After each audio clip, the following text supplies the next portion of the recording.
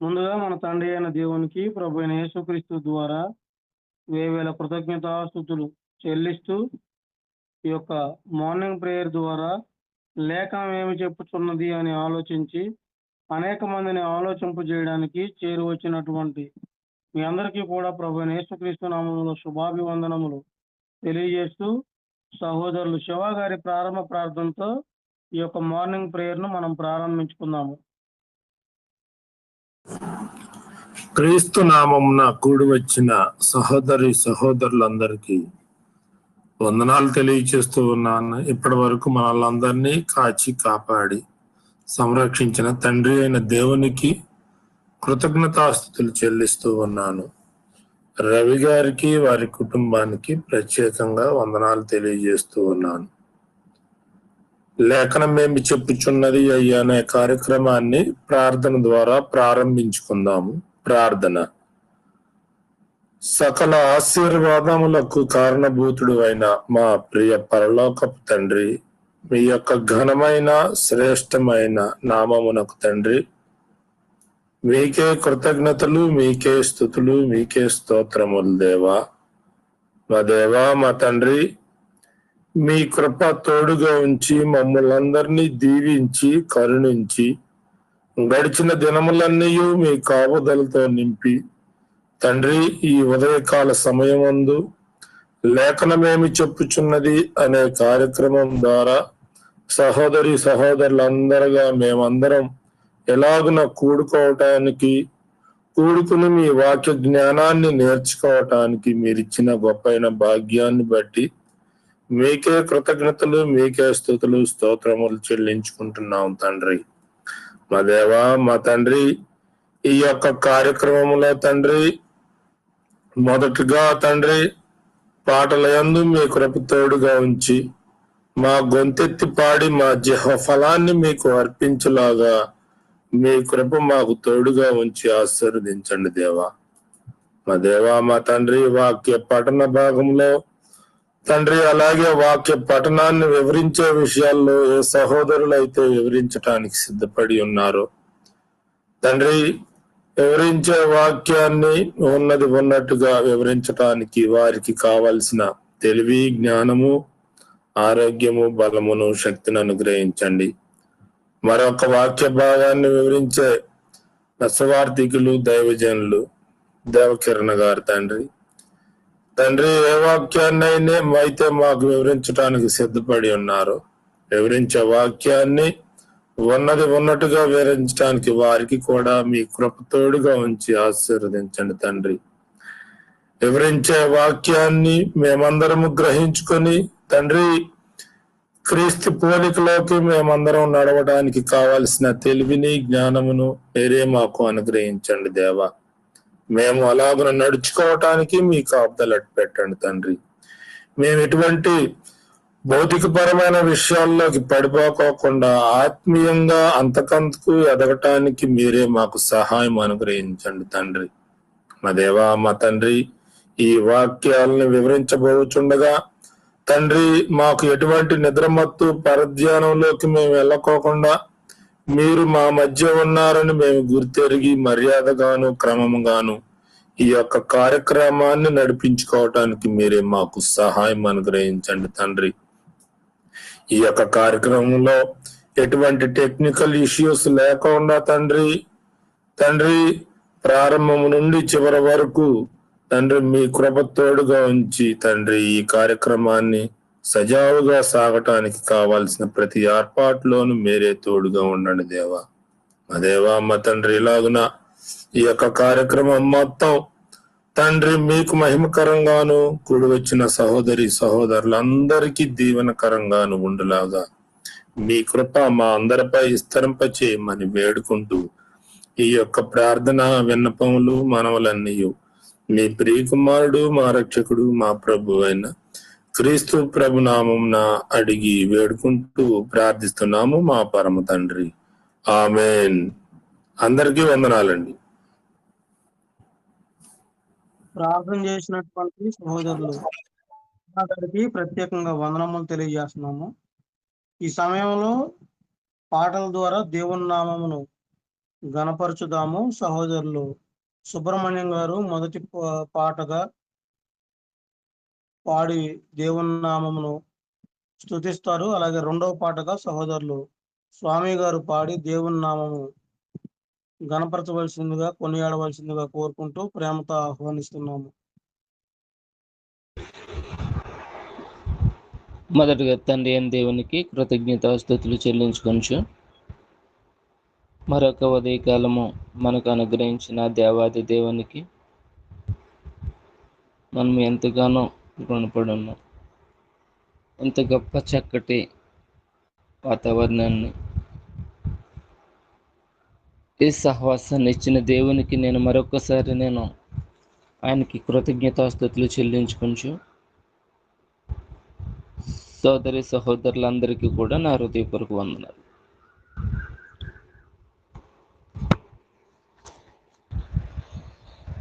నీతి నివసించే రాజ్యములో క్రీస్తు పాలించే రాజ్యములు, నీతి నివసించే రాజ్యములో క్రీస్తు పాలించే రాజ్యములు, నీవు ఉంటివా, నీవు ఉంటివా, నీవు ఉంటివా, నీవు ఉంటివా, నీతి నివసించే రాజ్యములో క్రీస్తు పాలించే రాజ్యములు, నీదు తనువును నీదు మనసును నీదు ప్రాణమును అర్పణముగను చేయని విలా సిద్ధపడగలవా, నీదు తనువును నీదు మనసును నీదు ప్రాణమును అర్పణముగను చేయని విలా సిద్ధపడగలవా, నీతి నివసించే రాజ్యములో క్రీస్తు పాలించే రాజ్యములు, నీవు ఉంటివా, నీవు ఉంటివా, మానివేయక నీదు మోసము పాప జీవితం, మారు మనసును పొంది నీవిలా సిద్ధపడగలవా,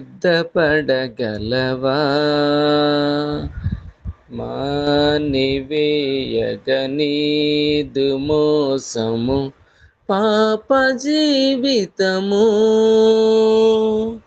మారు మనసును పొంది నీవిలా సిద్ధపడగలవా, నీతి నివసించే రాజ్యములో క్రీస్తు పాలించే రాజ్యములు, నీవు ఉంటివా, నీవు ఉంటివా, నీదు రక్షణ భారమును ప్రభు యేసుపై నుంచి దేవునాజ్ఞలనాచరింపగా సిద్ధపడగలవా, నీదు రక్షణ భారమును ప్రభు యేసుపై నుంచి దేవునాజ్ఞలనాచరింపగా సిద్ధపడగలవా, నీతి నివసించే రాజ్యములో క్రీస్తు పాలించే రాజ్యములు నీవు ఉంటివా, నీవు ఉంటివా, నీవు ఉంటివా, నీవు ఉంటివా. అందరికీ వందనాలు.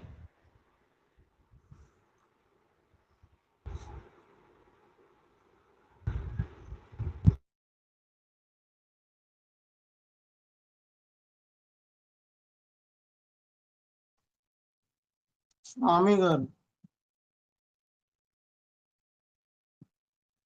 రెండో పాటగా సహోదరు లాలయ్య గారు పాడి దేవుని నామాన్ని మహింపరచవలసిందిగా కోరుకుంటున్నాను.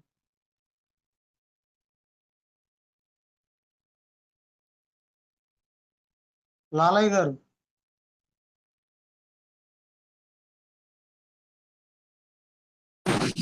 నేను రోడ్డు మీద ఉన్నాను, అందుకనే వాళ్ళ.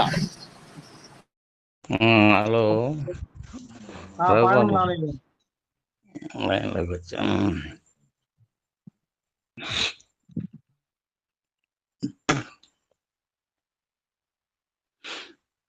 ప్రభు అయిన యేసుక్రీస్తు నామములో కూడి వచ్చిన సహోదరులందరికీ కూడా వందనాలు తెలియజేస్తూ ఉన్నాను. అందరికి వందనాలు. పాట పాడుకున్నాం.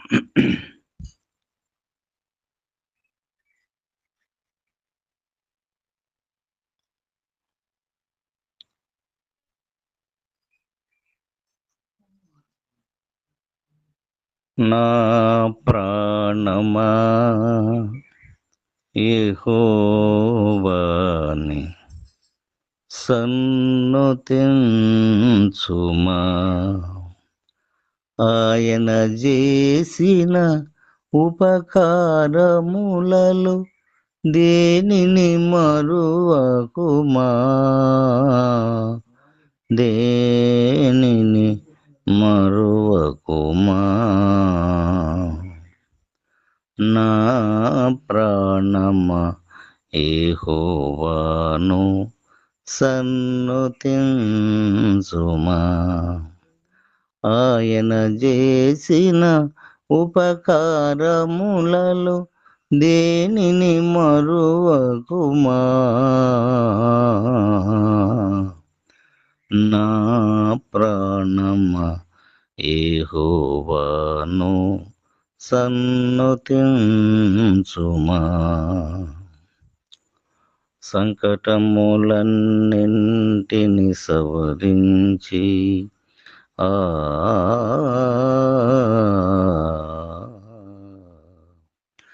సంకటములన్నింటిని సవరించి సమాధి నుండి విమోచించి చల్లని దయమన కిరీటముగా ఉంచి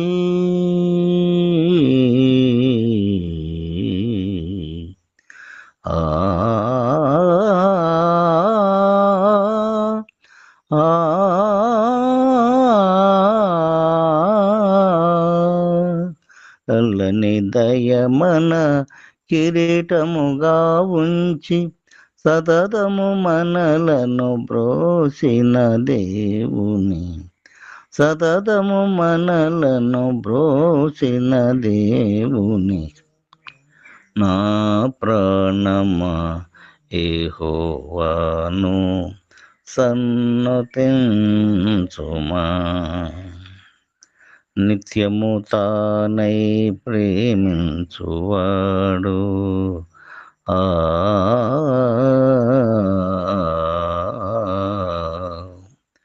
నిత్యము తానై ప్రేమించువాడు, సత్యము జీవము మార్గము తానై అమితమైన మన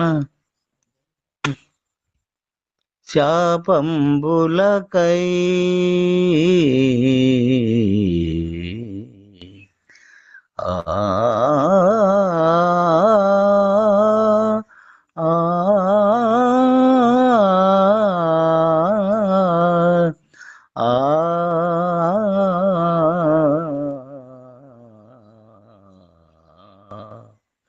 ఆ ఆ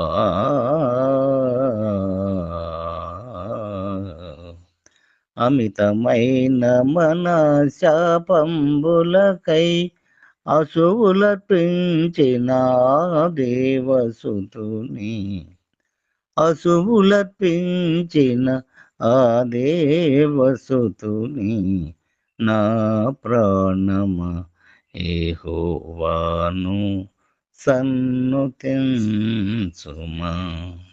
ఆయన చేసిన ఉపకారములలో దేనిని మరువకుమా నా ప్రాణమా యెహోవాను సన్నుతించుమా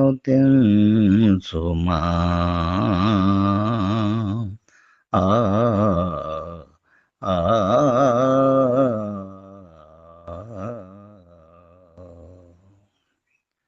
వందనాలయ్యా, వందనాలు.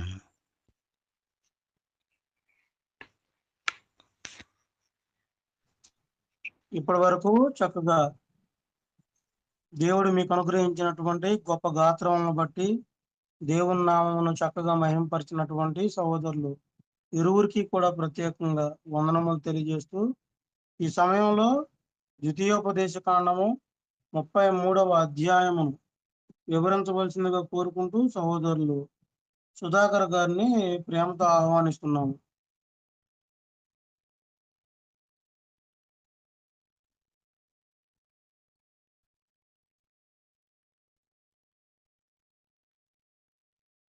సహోదరులు సుధాకర్ గారిని ఈ యొక్క 33వ అధ్యాయమును వివరించవలసిందిగా కోరుకుంటూ ప్రేమతో ఆహ్వానిస్తున్నాము.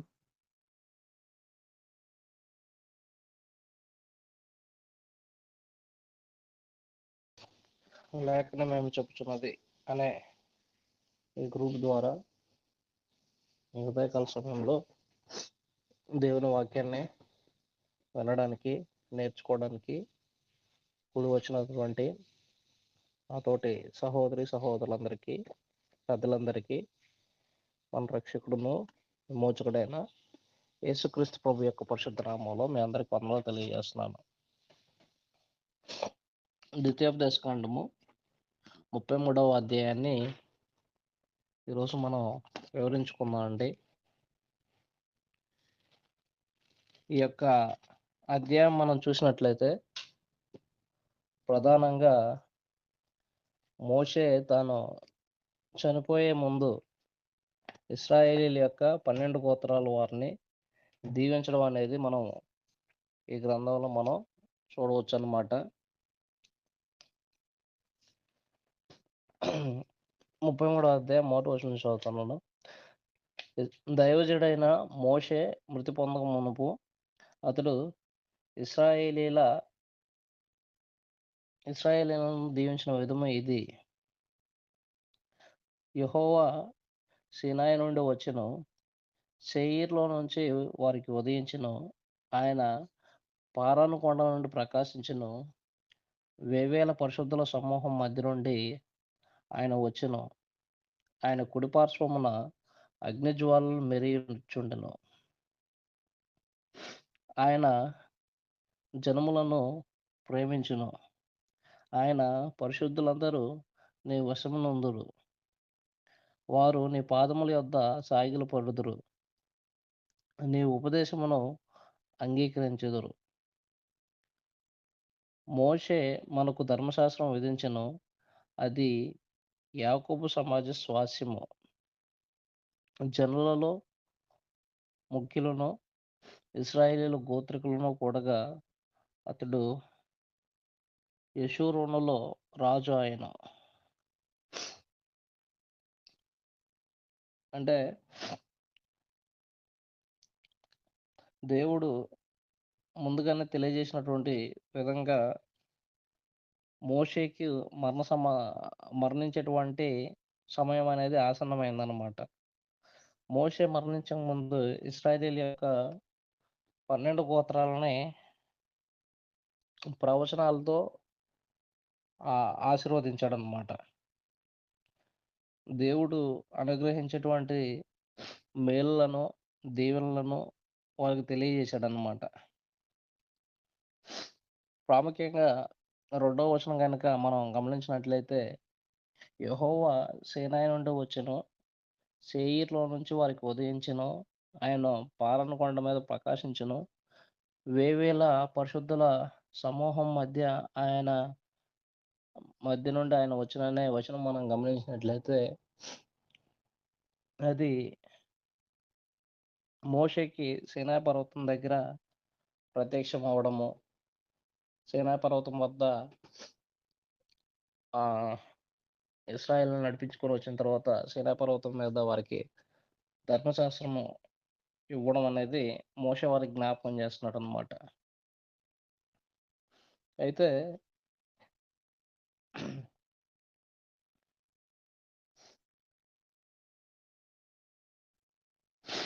4వ వచనంలో మోషే మనకి ధర్మశాస్త్రం విధించాడు, ఇశ్రాయేలీయులకి ధర్మశాస్త్రాన్ని విధించాడని. అది యాకోబు సమాజం యొక్క స్వాస్యము. యాకోబు సమాజం యొక్క స్వాస్యం అంటే యాకోబు యొక్క స్వాస్యము అంటే యాకోబు నుంచే యాకోబు పేరు తర్వాత ఇశ్రాయేల్గా మార్చబడింది. తర్వాత ఆయనకు పుట్టినటువంటి 12 మంది పిల్లల నుంచి వచ్చినటువంటి వారి యొక్క ఇశ్రాయేలీలుగా మారారు కాబట్టి యాకోబు సమాజ స్వాస్యం అంటే ఇశ్రాయేలీలు అన్నమాట. 3వ వచనంలో ఒకసారి మనం గమనించినట్లయితే, ఆయన జనములను ప్రేమించును, ఆయన పరిశుద్ధులందరూ నీ వశం నందురు, వారు నీ పాదముల యొద్ద సాగిల పొద్దుదురు, నీ ఉపదేశమును అంగీకరించెదరు అని చెప్పేసి ఇశ్రాయేలుల గురించి మాట్లాడుతున్నాడు. ఎందుకంటే దేవుడు ఇశ్రాయేలును ప్రేమించి ఆయన వారికి ఒక ప్రజగా ఒక ఆయన సొంత ప్రజలుగా ఉండడానికి వారిని ఎన్నుకున్నాడు. ఆనాటి కాలంలో ఇశ్రాయేలుని ఎన్నుకున్నాడు, కానీ ఇప్పుడైతే ఎవరైతే క్రీస్తునందు విశ్వసించి ఆయన రక్తంలో కడగబడ్డారో అనగా బాప్తిసం పొంది ఉన్నారో వారందరూ కూడా దేవుని యొక్క ప్రజలుగా ఉండడానికి లేదా క్రైస్తవులనబడినటువంటి క్రీస్తు యొక్క ఆస్తిగా ఉండడానికి వారందరూ ఇప్పుడు క్రైస్తవులు అనబడినటువంటి వారందరూ కూడా దేవుని జనమై ఉన్నారన్న సంగతిని మనము గమనించాలి. ఇక వీరి యొక్క 12 గోత్రాల వారిని మనం దీవించడం మనం చూసినట్లయితే, మొదటిగా రూబేను గోత్రాన్ని దీవిస్తున్నాడు. 6వ వచనం, రూబేను బ్రతికి చావకయుండుగాక, అతని వారు లెక్కింపలేని మంది అగుదురు అని చెప్పేసి. అంటే ఈ వచనం యొక్క ప్రాముఖ్యత ఏంటంటే, రూబేన్ గోత్రం జ్యేష్ఠత్వ హక్కు కోల్పోయింది. అది తామంతట తాము బలహీనమవడానికి అంగీకరించకూడదు. రూబేన్ గోత్రము ఎందుకు జ్యేష్ఠత్వ హక్కు కోల్పోయిందనే విషయాన్ని మనం గమనించినట్లయితే, రూబేను తన తండ్రి గారి ఉపపత్ని అయినటువంటి ఆమెను కూడటం అనేది మనము ఆదికాండము 35వ అధ్యాయము 22వ వచనంలో మనం గమనించవచ్చు. అదేవిధంగా దాని యొక్క ఫలితం ఏమైందంటే, మొదటి దినవృత్తాంతముల గ్రంథము 5వ అధ్యాయము 1 నుంచి 3 వచనాలు చదివినట్లయితే, అంటే రూబేను తన యొక్క జ్యేష్ఠత్వాన్ని కోల్పోయినట్లు మనము గమనించవచ్చు అన్నమాట. దాన్నే ఇక్కడ మనకి మోషే తెలియజేస్తున్నాడు. 33వ అధ్యాయము 6వ వచనము, రూబేను గోత్రం అనేది జ్యేష్ఠత్వం హక్కు కోల్పోతుంది, అది తమంతట తాము బలహీనమవడానికి అంగీకరించకూడదని వారికి తెలియజేస్తున్నాడు అనమాట. 7వ వచనం చూసినట్లయితే, యోధా గోత్రం గురించి మోషే గారు తెలియజేస్తున్నాడు. యెహోవా యోధా మనవి విని అతని ప్రజల యొద్దకు అతన్ని చేర్చుము. యోధా బాహుబలము అతనికి చాలునట్లు చేసి అతనికి శత్రువులకు విరోధముగా నీవు అతనికి సహాయుడవై ఉందుము. అంటే యూదా అన్నిటికంటే శక్తివంతమైనటువంటి గోత్రము. అయితే యూదా గోత్రం మాత్రం తను తాను శత్రువుల నుంచి కాపాడుకుంటూ తమ సహోదరులకి అంటే మిగిలిన గోత్రాల వాళ్ళన్నిటికీ కష్టాల్లో ఉన్నప్పుడు, ఆపదల్లో ఉన్నప్పుడు సహాయం చేయాలనేది దాని యొక్క ఉద్దేశం. అంటే దేవుడు వీళ్ళని పాలించేటువంటి బాధ్యత యోధా గోత్రానికి ఇస్తున్నాడు అనమాట. మనం గమనించినట్లయితే న్యాయాధిపతుల గ్రంథంలో బెన్యామీనులో ఒక లేవిని భార్యని హత్య చేసినప్పుడు, పాటు చేసి చంపేసినప్పుడు వారి మీదకి యుద్ధానికి పొమ్మని మొదటగా సెలవిచ్చినటువంటి వాళ్ళు ఎవరయ్యా అంటే యూదులకి దేవుడికి సెలవిచ్చాడు అనమాట. యోధా గోత్రం వారికి దేవుడు సెలవిచ్చాడు అనమాట. అంటే వాళ్ళని పాలించే బాధ్యత కానీ, లేదంటే వారి సహోదరులు కష్టాల్లో ఉన్నప్పుడు, ఆపదల్లో ఉన్నప్పుడు ముందుగా సహాయం చేయాల్సినటువంటి బాధ్యత అనేది యోధా గోత్రానికి దేవుడు అనుగ్రహించాడు. 8వ వచనం మనం చూసినట్లయితే దేవుడు మోషే ద్వారా లేవి గోత్రం గురించి ప్రవచింపజేయడం అనేది, ప్రవచనాల ద్వారా ఆశీర్వదించడం అనేది మనం చూడవచ్చు. 8వ వచనంలో లేవిని గురించి ఇట్లా నీ తుమ్మిము, నీ ఉరీము నీ భక్తునికి కలవు. మస్సాలో నీవు అతన్ని పరిశోధించుతివి. మురీబా నీళ్ళ వద్ద అతనితో వివాదపడుతువి.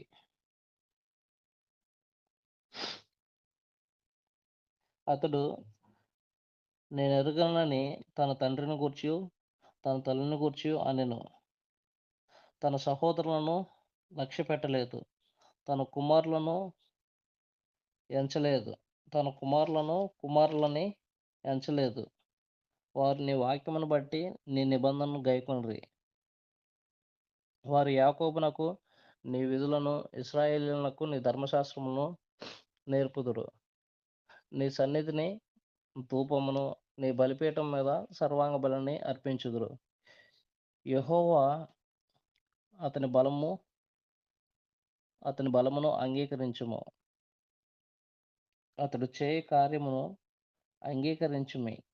అతని విరోధులను ద్వేషించు వారును లేవకుండానట్లు వారి నడుములను విరగొట్టమని లేవీల్ని దీవిస్తున్నాడు. తుమ్మిము, ఉరీము అనేవి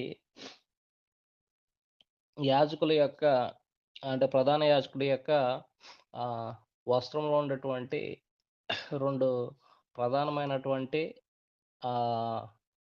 ఏమంటారంటే వీటిని దేవుని యొక్క చిత్తం అనేది ఆ ఉరీము, తమ్మీము ద్వారా, అంటే మనం ఇప్పుడు చీట్లు వేసి ఎలాగైతే తెలుసుకుంటామో ఆ విధంగా ఉరీము, తమ్మీము అనేవి యాజకుడి యొక్క వస్త్రాల్లో ఉంటాయి. ఇవి దేవుని యొక్క చిత్తం అనేది ఇశ్రాయేలీయులకు తెలియజేయడానికి ప్రధాన యాజకుడు ఉపయోగించేటువంటి వస్తువులు అన్నమాట. అవి అంటే యాజకత్వం గురించి లేవీలకి యాజకత్వం అనుగ్రహిస్తున్నాడన్న సంగతి అక్కడ మాట్లాడుతున్నాడు. మస్సాలో నీవు అతన్ని పరిశోధించుతుంది. మస్సా జలముల దగ్గర, మొరీబా జలముల దగ్గర వివాదాలు వచ్చినప్పుడు మస్సాలో లేవీలు దేవునికి విధేయులుగానే ఉన్నారు. నీళ్లు దొరకనప్పుడు ఆ మస్సాలో, మెరీబా అనే 2 ప్రాంతాల్లో ఇశ్రాయేలు ప్రయాణం చేస్తున్నప్పుడు ఆ 2 ప్రాంతాల్లో నీరు దొరకనప్పుడు ఇశ్రాయేలీయులందరూ సనుక్కుంటూ వచ్చారు.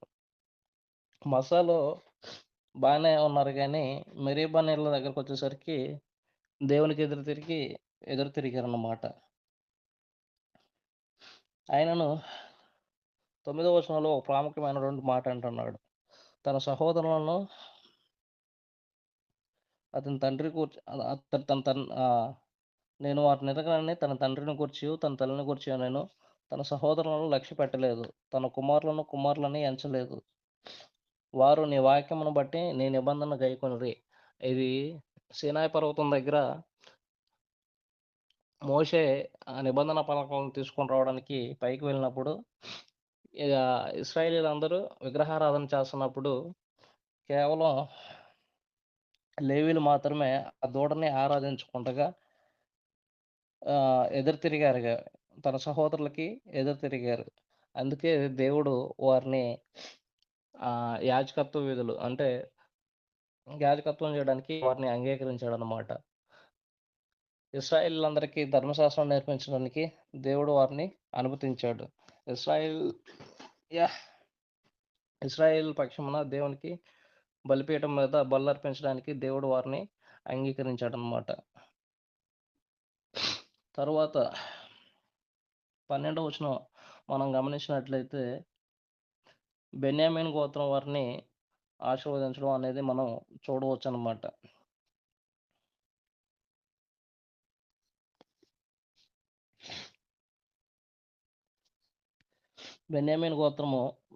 బెన్యామీను యెహోవాకి ప్రియుడును, ఆయన యొద్ద అతడు సురక్షితముగా నివసించును.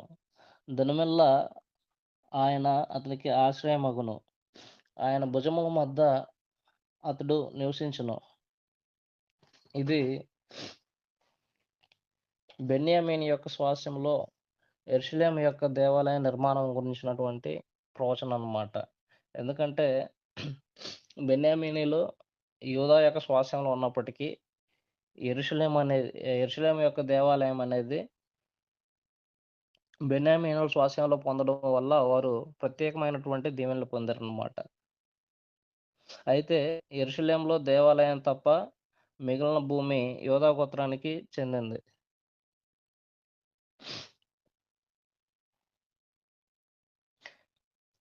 తర్వాత 13వ వచనంలో మనము యోసేపును గురించి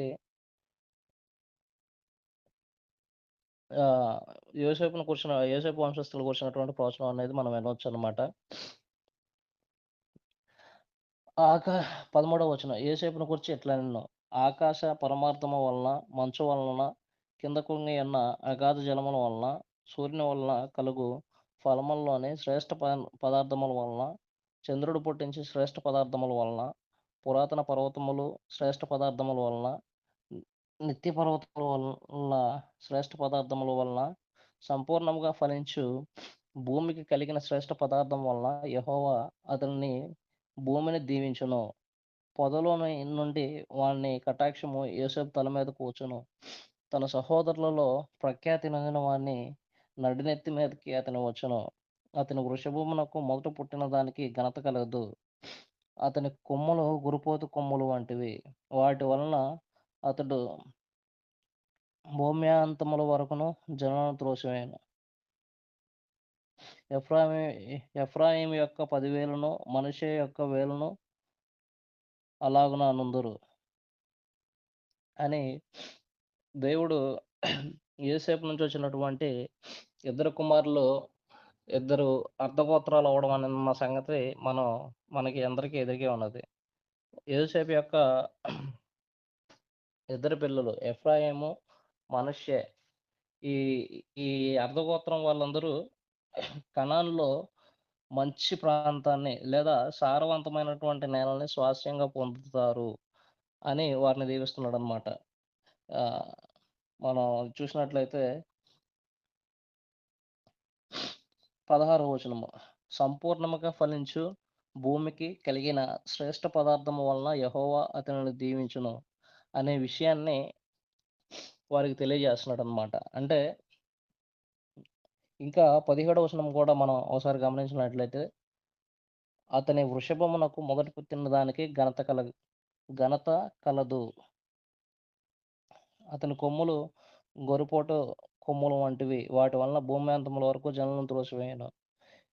ఎఫ్రాయిము యొక్క 10,000ను మనష్షే యొక్క 1,000ను అలాగను నుందురు. అంటే యాకోబు తన యోసేపు బిడ్డలైనటువంటి ఎఫ్రాయిమును మనష్షేను దీవిస్తా ముందుగా ఏం చేశాడంటే యాకోబు చిన్న ఆయన కాబట్టి తన అన్నయ్య అయినటువంటి యోసేపుకి రావాల్సినటువంటి దీవెనలన్నీ చిన్న అయినటువంటి యాకోబు పొందుకున్నాడు. అదే విధంగా యాకోబు కూడా ఏం చేశాడంటే ఎఫ్రాయిమును పెద్ద కుమారుడైనటువంటి యోసేపు పెద్ద కుమారుడైనటువంటి ఎఫ్రాయిమును దీవించకుండగా మొదటగా చిన్న కుమారుడైనటువంటి మనష్షేను దీవించాడు. అందుకే ఎఫ్రాయిము యొక్క 10,000ను మనష్షే యొక్క 1,000ను అలాగ నుందురని చెప్పేసి దేవుడు దీవిస్తున్నాడనమాట.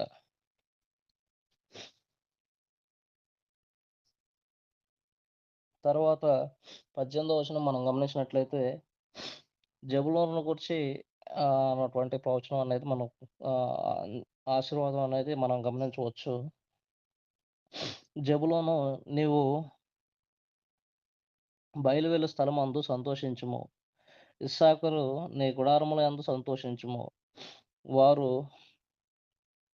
జనములను కొండలకు పిలిచిరి, అక్కడ నీతి బలులను నర్పింతురు. వారు సముద్రముల సమృద్ధిని ఇసుకలో దాచబడిన రహస్య ద్రవములను పీల్చుదురు. ఇక్కడ జెబులూనును గురించి ఇస్సాకరు గోత్రాల గురించి దేవుడు వారిని దీవిస్తున్నాడు. అంటే జెబులూను ఇస్సాకరు గోత్రికులు సారవంతమైనటువంటి ప్రాంతాల్లో ఉన్నారు గనుక వారు వ్యాపార విషయంలోనూ వ్యవసాయ పరంగానూ భాగ్యవంతులై అభివృద్ధి పొందుతారని వారిని గూర్చినటువంటి ఆశీర్వాదం అనేది తెలియజేస్తున్నాడు అనమాట. అంటే జెబులూను వ్యవసాయ పరంగాను, ఇస్సాకరు వ్యాపార పరంగాను, వీళ్ళిద్దరూ వ్యవసాయ పరంగాను వ్యాపార పరంగాను దీవించబడతారని దేవుడు వారికి తెలియజేస్తున్నాడు. 20వ వచనం మనం గమనించినట్లయితే గాదును గూర్చి ప్రవచిస్తున్నాడు. 21వ వచనం చదువుతున్నాను చూడండి. అతడు తన కొరకు మొదటి భాగం చూసుకొనెను, అక్కడ నాయకుని భాగం కాపాడెను. అతడు జనములో ముఖ్యులతో కూడా వచ్చెను. అంటే కనాను ప్రాంతాన్ని జయించడంలో ముందు స్వాస్థ్యాన్ని స్వాధీనపరచుకున్నటువంటి రూబేనీయులు అయితేనేమి, గాదీలు అయితేనేమి, మనష్షే అర్థగోత్రం వాళ్ళు అయితేనేమి, వారికి తమ సహోదరులకి అంటే యోర్దాను దాటిన తర్వాత స్వాస్థ్యాన్ని మిగతా భూమిని స్వాస్థ్యపరచుకునేటప్పుడు సహాయం చేస్తారు, సహాయపడాలని చెప్పేసి దేవుడు వారికి తెలియజేస్తున్నాడు. ఇంకా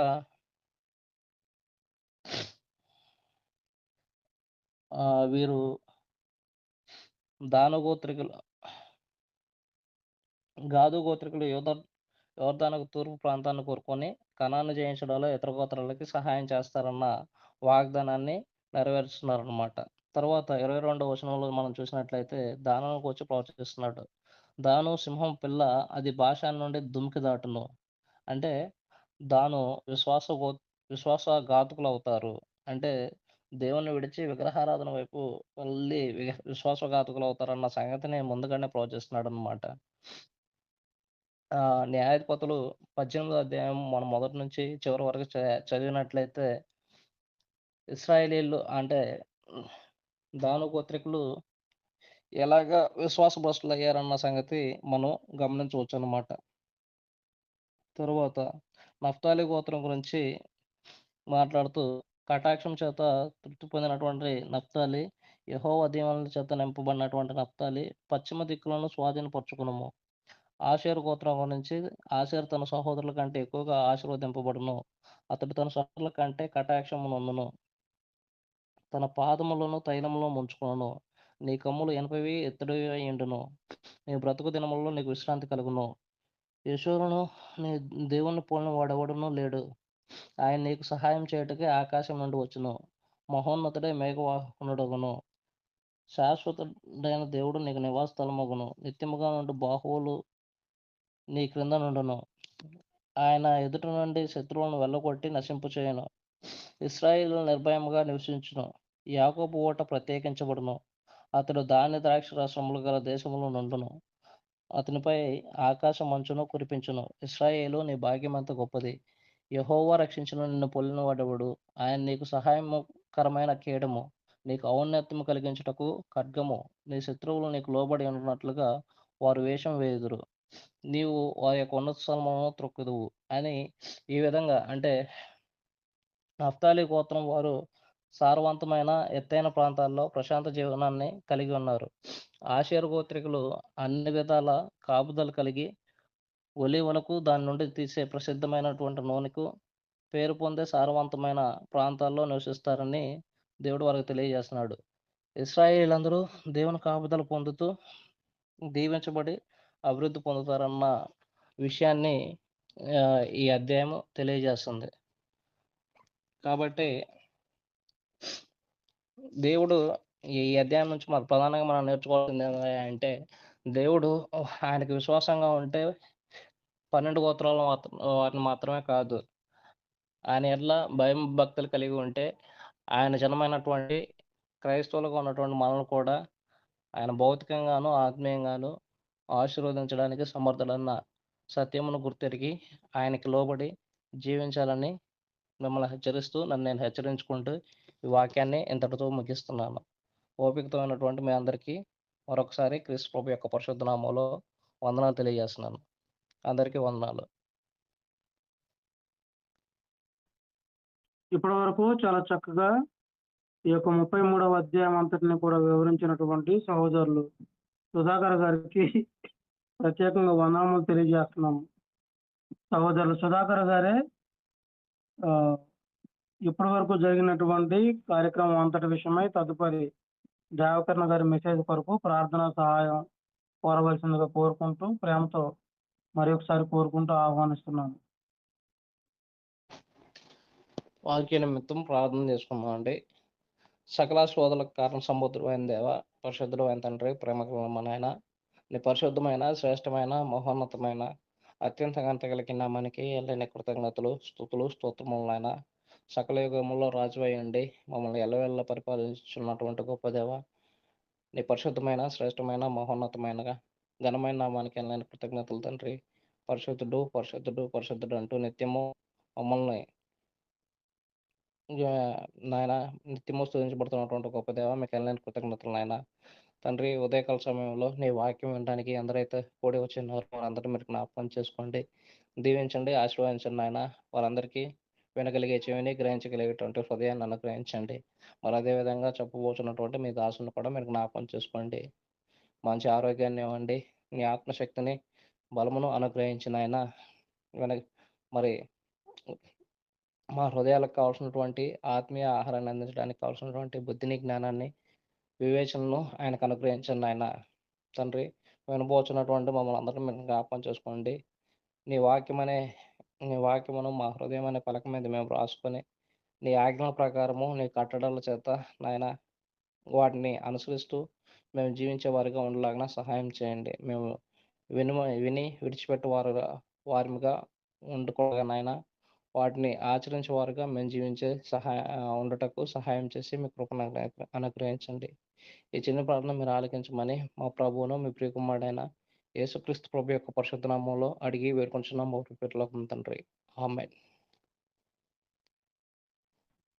ఇప్పటి వరకు చాలా చక్కగా దేవుని యొక్క వాక్యమును దైవజనుడైనటువంటి మోషే మృత్యుకు నొందక మునుపు ఇశ్రాయేలీయులను ఏ విధంగా దీవించాడు అనేటువంటి సంగతులను చాలా లోతుగా గొప్పగా వివరించి ప్రార్థన చేసినటువంటి సహోదరులు సుధాకర్ గారికి మరి ఒకసారి ప్రత్యేకంగా వందనములు తెలియజేస్తూ, సహోదరులు దేవకర్ణ గారు వారికి ఇవ్వబడినటువంటి సమయం అంతటిని కూడా సంపూర్ణంగా వినియోగించుకుని దేవుని యొక్క వాక్యమును మనకు ఉపదేశించవలసిందిగా కోరుకుంటూ సహోదరులకు వందనములు తెలియజేస్తూ ప్రేమతో ఆహ్వానిస్తున్నాము.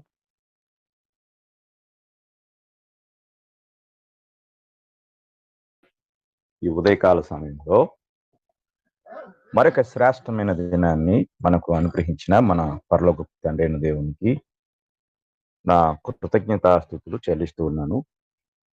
అలాగే వాక్యము వినుటకు సిద్ధముగా ఉన్న ప్రియ సహోదరి సహోదరులందరికీ కూడా నా హృదయపూర్వకమైన వందనములు తెలియజేస్తూ ఉన్నాను. ప్రియమైన వారలారా, మనము గడిచిన దినము సంఘం యొక్క పని అనే పాఠాన్ని కొంతవరకు ధ్యానించాం. ఇందులో మరికొన్ని విషయాలు మనం నేర్చుకుంటాం. సంఘం యొక్క పని బాహ్యంగా మనము కొన్ని విషయాలు చెప్తున్నాం. అలాగే ఇంటర్నల్గా అంటే అంతర్గతంగా సంఘం యొక్క పని ఏమిటి అనే విషయాలు మనము జాగ్రత్తగా గ్రహించినట్లయితే సంఘము తన యొక్క ఉనికిని కాపాడుకొనుటలో నిరంతరము కృషి చేయాలి. సంఘము యొక్క ఉనికిని ఈ భూమి మీద లేకుండా చేయడానికి సాతాను ఎన్నో ప్రయత్నాలు చేశాడు. అలాగే ఇప్పటికీ కూడా చేస్తూ ఉన్నాడు. ఇది మనం గ్రహించాలి. సంఘము మెలకువగా ఉండాలి, అప్రమత్తంగా ఉండాలి. ఒకవేళ సంఘము అప్రమత్తంగా లేకపోతే, మెలకువగా లేకపోతే ఉనికి లేకుండా పోతుంది. ఇది మనం గ్రహించాలి. నేను సోమవారం నెహెమ్యా గ్రంథాన్ని గురించి చెప్పాను క్లాసులో. అందులో నెహెమ్యా ప్రాకారాన్ని కడుతూ ఉంటాడు. ప్రాకార నిర్మాణం జరుగుతూ ఉంటుంది. ప్రాకార నిర్మాణంతో పాటు ఆయన ప్రొటెక్షన్ ఫోర్స్ ఏర్పాటు చేస్తాడు. ప్రొటెక్షన్ ఫోర్స్ అంటే భద్రతా దళాలను ఏర్పాటు చేస్తాడు. కాపలా వారిని పెడతాడు. కాపలా అంటే శత్రువులు వీరు కట్టిన గోడను కూల్చేయడానికి ప్రయత్నం చేస్తూ ఉంటారు. కాబట్టి ఈ యొక్క కట్టిన గోడ చేసిన శ్రమ వృధా అయిపోకుండా ఆ యొక్క పని నిలిచి ఉండటానికి వారిలో కొందరిని కాపలాదారులుగా పెట్టాడు. సంఘము తన ఉనికిని నిరంతరము కాచుకుంటూ ఉండాలి. సంఘ సేవకుడు, సంఘము కూడా ఈ ఉనికి విషయంలో చాలా అప్రమత్తంగా ఉండాలి. ఇది లోపలి పరిచర్య, సంఘము లోపల పరిచర్య. జాగ్రత్తగా మనం గ్రహించినట్లయితే సంఘము అప్రమత్తంగా లేని కాలంలో జరిగిన ప్రమాదాలను మనం గ్రహించగలం. అపోస్తుల కార్యము 4వ అధ్యాయము. అపోస్తుల కార్యము 4వ అధ్యాయము మనం చదువుకుందాం. సంఘము ఉనికిని కోల్పోవటానికి, చెదరిపోవటానికి, లేక ఆత్మీయతలో ఎదగలేకపోవటానికి కొన్ని కారణాలు ఈరోజు మనం నేర్చుకుందాం. అందులో మొదటిది అవిశ్వాసము. అవిశ్వాసం అనేది అత్యంత ప్రమాదకరమైన లోపం. ఈ లోపాన్ని సంఘము గుర్తించకపోయినట్లయితే అది చాలా పెద్ద ప్రమాదం. అపోస్తుల కార్యములు 4వ అధ్యాయము 32వ వచనం నుండి చదువుకుందాం. విశ్వసించిన వారందరూ ఏక హృదయము ఏకాత్మయు కలవారై ఉండిరి. ఎవడను తనకు కలిగిన వాటిలో ఏదియు తనదని అనుకొనలేదు. వారికి కలిగినదంతయు వారికి సమష్టిగా ఉండెను. ఇదియుగాక అపోస్తలులు బహుబలముగా ప్రభు అయిన యేసు పునరుద్ధానమును గూర్చి సాక్ష్యమిచ్చిరి. దైవ కృప అందరి యందు అధికముగా ఉండెను. భూములైనను ఇండ్లైనను కలిగిన వారందరూ వాటిని అమ్మిన వాటి వెల తెచ్చి అపోస్తలుల పాదముల మీద పెట్టుచూ వచ్చిరి. వారు ప్రతివానికి వాని అక్కర కొలతి పంచిపెట్టిది గనుక వారిలో ఎవనికి కొదువ లేకపోయిను. ఇలాగా సంఘము అన్ని విషయాల్లో సమానత్వం కలిగి ఆర్థిక పరమైన హెచ్చుతగ్గులు లేకుండా చాలా ఉత్సాహంగా కొనసాగుతూ ఉన్న దినాలై. సంఘము 3000 మందితో ప్రారంభించబడి ఈ 4వ అధ్యాయంలో కేవలం పురుషుల సంఖ్య ఇంచుమించు 5000గా అయిన దినాలవి. అలాంటి దినాల్లో ఉత్సాహంతో ఉరకలు వేస్తున్న సంఘానికి, సమర్పణలో ముందుకు వెళ్తున్న సంఘానికి అవిశ్వాసం అనే తెగులు అంటుకుంది. ఈరోజు కూడా కొన్ని స్థానిక సంఘాలు చాలా ఉత్సాహంగా ఉంటారు. చాలా సంఘాలలో ఆర్థికంగా మంచి అభివృద్ధి జరుగుతుంది, ఆత్మీయంగా మంచి అభివృద్ధి జరుగుతుంది, సంఘము సంఖ్యలో అభివృద్ధి చెందుతుంది. నాణ్యతలో అభివృద్ధి చెందుతుంది. కానీ ఎక్కడో ఒక చోట అవిశ్వాసం తన ఉనికిని నేనున్నాను, మీరెంత ఏ ఆత్మీయంగా ఉన్నా నేను మీలోనే ఉన్నాను అని తన ఉనికిని అప్పుడప్పుడు ప్రత్యక్షపరచడానికి ప్రయత్నం చేస్తూ ఉంటుంది బలహీనులైన విశ్వాసుల ద్వారా.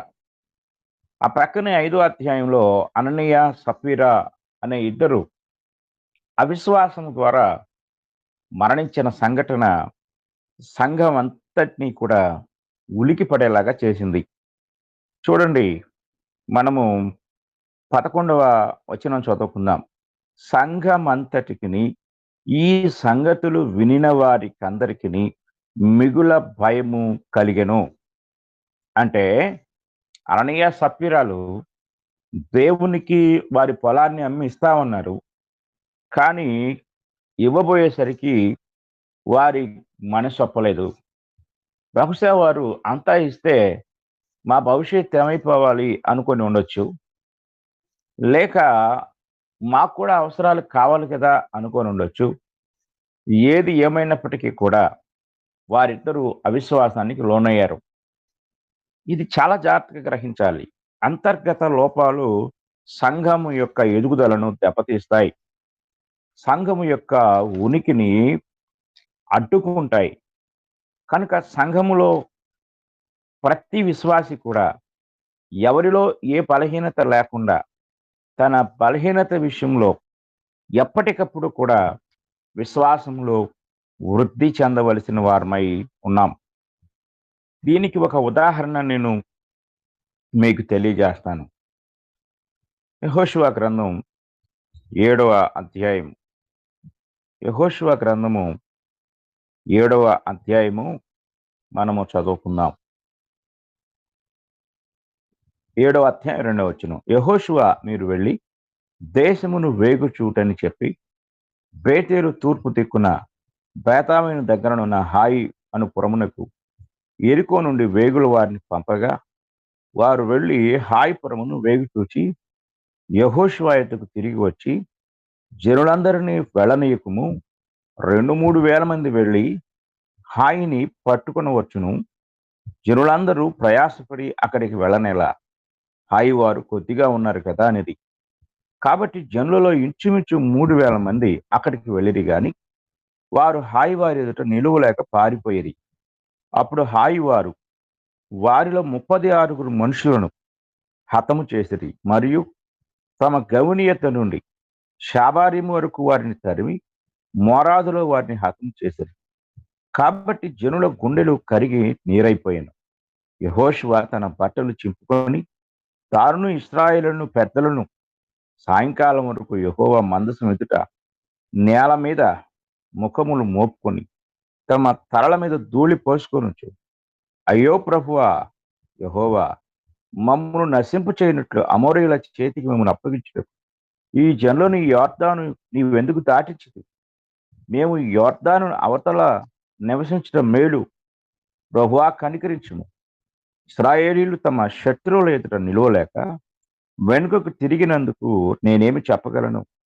కనానీయులు ఈ దేశ నివాసులందరూ విని మమ్మను చుట్టుకొని మా పేరు భూమి మీద ఉండకుండా తుడిచివేసిన ఎడల ఘనమైన నీ నామమును గూర్చి నీవేమి చేయదు అని ప్రార్థింపగా ఇశ్రాయేలీయులు యెరికోను జయించారు. కథనోత్సాహంతో ఉన్నారు. ఎందుకంటే యెరికో కనాను దేశపు ముఖద్వారం, ఎంట్రన్స్ గేట్. ఈ గేటు బద్దలు కొడితే కనాను దేశం అంతటినీ కూడా ఆక్రమించవచ్చు. ఈ యొక్క యెరికో అనే గేటుని ఇశ్రాయేలీయులు బద్దలు కొట్టారు. బలమైన యెరికో గోడలు, ప్రాకారాలు యెరికోకు బలమైన ఆధారం. ఆ బలమైన గోడల మీద 3 రథాలు ప్రయాణించవచ్చు అని ఒక చరిత్రకారుడు చెప్పాడు. అంటే అవి ఎంత వెడల్పాటి గోడలో, ఎంత ఎత్తైన గోడలో, పడగొట్టడానికి కూడా సాధ్యం కానంత గోడలు. ఆ గోడలతో అది కట్టబడింది. యెరికో గోడలు చాలా బలమైన టన్నుల, ఒక్కొక్క ట్రాయి టన్నుల బరువు ఉంటుంది. ఎందుకంటే అక్కడ నెఫీలీలు అనేవారు ఉన్నారు. వారు ఒక జైంట్ మ్యాన్స్, అంటే ఒక బలమైన దృఢమైన భారీ కాయులు, అలాంటివి భారీ శరీరాలు కలిగిన వారు. అలాంటి వారితో ఆ గోడ బహుశా నిర్మితమై ఉండొచ్చు. సామాన్య మనుషులు ఎత్తలేనంత బలమైన రాళ్లతో అది కట్టబడింది. అలాంటి గోడలు ఊరికే కూల్చబడ్డాయి.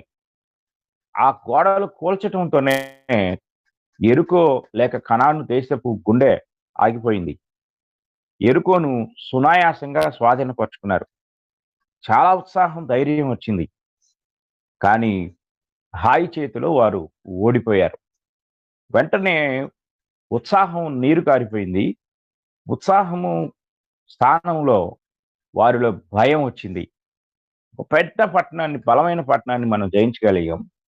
ఒక చిన్న పట్టణాన్ని 2-3 వేల మంది వెళ్తే ఓడించగలిగే పట్టణాన్ని ఓడించలేక వారు 36 మంది చంపబడి పారిపోయి వచ్చారు. దీనికి కారణము వారిలో ప్రవేశించిన పాపం.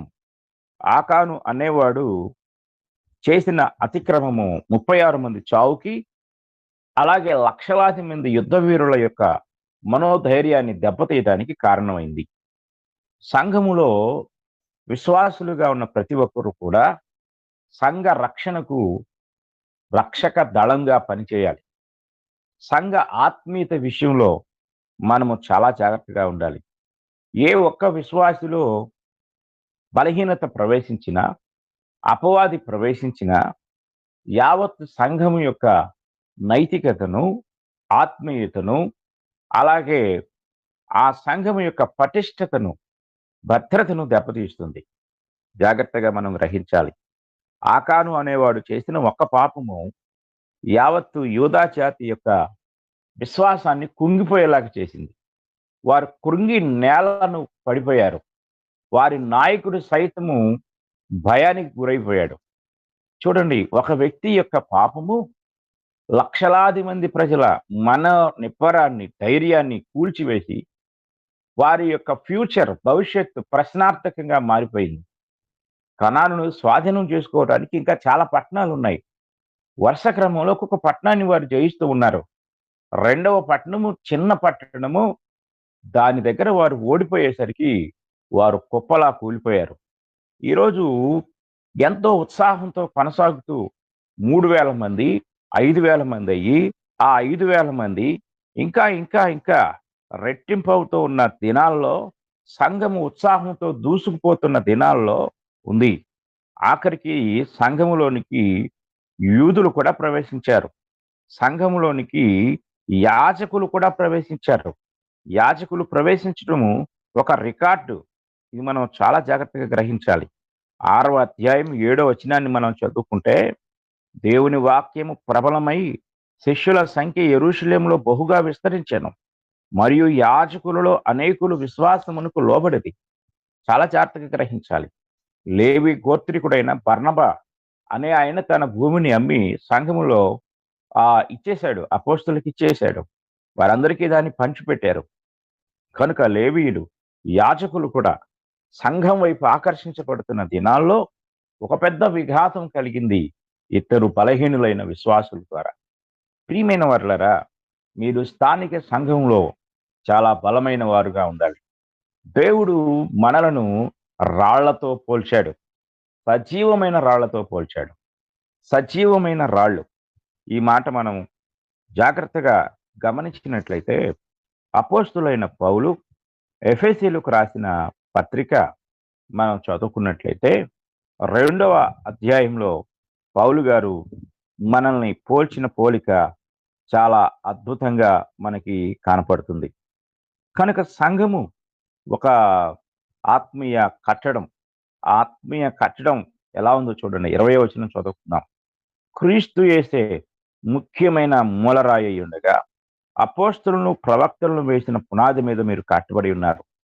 ప్రతి కట్టడము ఆయనలో చక్కగా అమర్చబడి ప్రభువునందు పరిశుద్ధమైన దేవాలయం ఒకటకు వృద్ధి పొందుచున్నది. ఆయనలో మీరు కూడా ఆత్మమూలముగా దేవునికి నివాస స్థలమై ఉన్నారు. ఇది మనం చాలా జాగ్రత్తగా గ్రహించవలసిన వారమై మనం ఉన్నాం. అపోస్తులైన పేతురు గారు తన పత్రికలో ఈ విషయాన్ని ఇంకోలా తెలియజేస్తూ ఉంటారు. మనం చదువుకుందాం. 1 పేతురు పత్రిక మనం చదువుకున్నట్లయితే అక్కడ పేతురు గారు సంఘాన్ని ఇలా పోల్చుతూ ఉన్న సంఘటన మనము జాగ్రత్తగా గ్రహించగలం. 5వ వచనాన్ని చదువుకుందాం. 1 పేతురు పత్రిక 2వ అధ్యాయం 5వ వచనం చూడండి.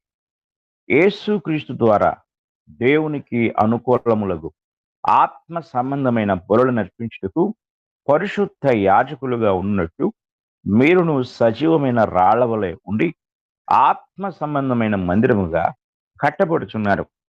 సంఘము ఆ ఆ ఆ యొక్క బలమైన నిర్మాణం.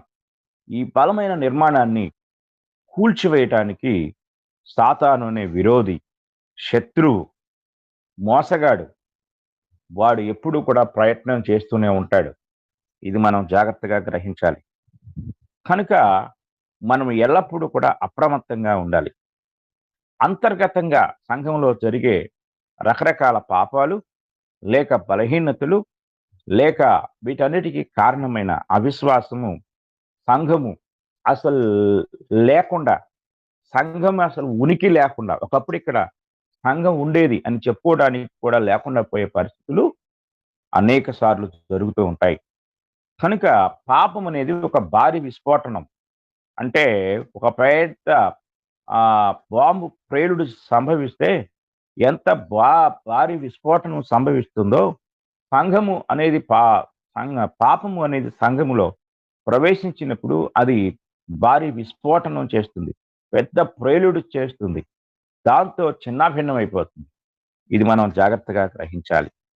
అయితే మొదటి శతాబ్దంలో యెరూషలేములో స్థాపించబడిన సంఘంలో ఈ యొక్క లోపాలు ఒక్కొక్కటిగా ప్రవేశించనారంభించాయి. ఇది మనం చాలా జాగ్రత్తగా గ్రహించాలి. ఒక ప్రసంగికుడు ఒక చోట ప్రసంగిస్తూ ఒక మాట అన్నాడు. అదేమిటంటే సంఘము సంఘము కాదండి, చేను అంటే పంట చేను పంటతో తొలతూగుతుంది, లేక పూతతో అంటే గింజ వచ్చే ముందుగా దానికి మంచి పూత వస్తుంది. వరి పంట అయితే కంకి పూత వస్తుంది, లేక రకరకాలు కూడా మామిడి తోటలు ఇలాగ. అంటే ఆ పూత వచ్చింది, బాగా ఏపుగా పెరిగి ఆరోగ్యంగా ఉంది అంటే దాని అర్థం ఏంటి అని అడిగాడు. చాలా మంది ఏమన్నారంటే త్వరలో కాపుకు వస్తుంది అని, మంచి దిగుబడి వస్తుంది అంటే రకరకాల సమాధానాలు చెప్పారు. అయితే ఆ సేవకుడు ఏమన్నాడంటే దానికి త్వరలో తెగులు రాబోతుంది అని అర్థం అన్నాడు. ఎక్కడైతే ఏ సంఘంలో అయితే ఆయన ఈ మాట చెప్పాడో కొన్ని దినాలకి ఆ సంఘం 2 ముక్కలుగా చీలిపోయింది. మీరు చాలా జాగ్రత్తగా గ్రహించాలి. అంటే ఆరోగ్యకరమైన ఆ యొక్క పంట ఎక్కడైతే ఆ సంఘం ఆరోగ్యంగా ఉంటుందో అప్రమత్తతను కోల్పోతుంది, అనుకోకుండా అందులో విచ్ఛిన్నం ప్రారంభమవుతుంది. ఇది మనం జాగ్రత్తగా గ్రహించాలి. ఇక్కడ అననీయ సప్ఫీరాల యొక్క పాపము, వారి అవిశ్వాసం అనేది సంఘాన్ని కొంత కలతకు గురి చేసింది. ఆ తర్వాత 6వ అధ్యాయానికి వెళ్దాం. అపోస్తుల కార్యముల గ్రంథము 6వ అధ్యాయాన్ని మనం చదువుకుంటే ఇంతవరకు మనము సంఘములో లోపము లేక బలహీనత, అంతర్గత బలహీనతలకి కారణం ఏంటంటే, ఒకటి మనం ఇంతవరకు చెప్పుకున్నాము, అవిశ్వాసము అనేది చాలా తీవ్రమైన కలతకు మూలం. అది మనం జాగ్రత్తగా గ్రహించాలి. చూడండి, యెరికోను స్వాధీనపరచుకోవడానికి మోషే గారు బ్రతికున్నప్పుడే ఆయన 12 గోత్రకర్తలను ఆ యొక్క దేశాన్ని వేగు చూడటానికి పంపిస్తాడు. వారు వేగు చూస్తారు, కానీ వారు తిరిగి వచ్చిన తర్వాత వారు తెచ్చిన వర్తమానాన్ని మనం గ్రహించితే సంఖ్యాకాండం మనం ఒకసారి చదువుకుందాం. సంఖ్యాకాండం 13వ అధ్యాయం, సంఖ్యాకాండం 13వ అధ్యాయము 27వ వచనాన్ని మనం చదువుకుందాం. వారు అతనికి తెలియపరిచిన దేవనగా, నీవు మమ్మను పంపిన దేశమునకు వెళితిమి, అది పాలు తేనెలు ప్రవహించు దేశమే, దాని పండ్లు ఇవి. అయితే ఆ దేశంలో నివసించే జనులు బలవంతులు, వారి పట్టణములు ప్రాకారము కలవి, అవి మిక్కిలి గొప్పవి, మరియు అక్కడ అనాకీలను చూచితిమి. అమాలేకులు దక్షిణ దేశంలో నివసించున్నారు. హెత్తీయులు, యెబూసీయులు, అమోరీయులు కొండ దేశంలో నివసించున్నారు. కనానీయులు సముద్రమునొద్దను యోర్దాను నదీ ప్రాంతంలో నివసించున్నారని చెప్పారు. ఇంతకీ వాళ్ళ ఉద్దేశం ఏంటంటే మనము ఆ దేశాన్ని జయించలేమని. మోషేకి పరిస్థితులు అర్థమవుతున్నాయి. వారితో పాటు వెళ్ళిన కాలేబు కూడా అర్థమైంది వీళ్ళు ఏం చెప్తున్నారనేది.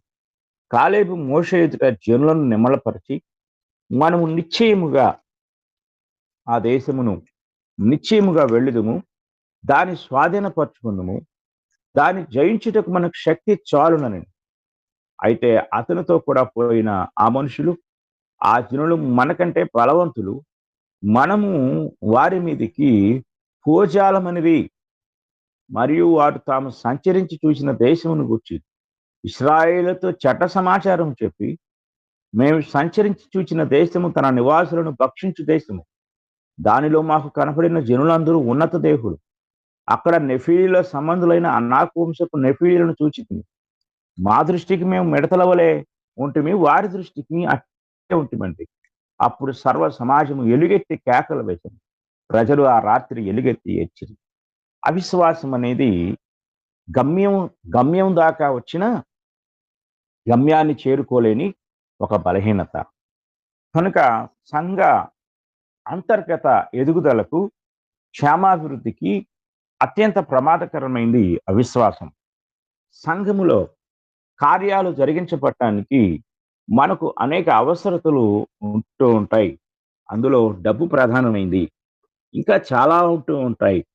అయితే వాటన్నిటిని జరిగించడానికి మనం ప్రయత్నాలు చేస్తూ ఉన్నప్పుడు సాతాను మనలో అవిశ్వాసాన్ని ప్రవేశపెడుతూ ఉంటాడు.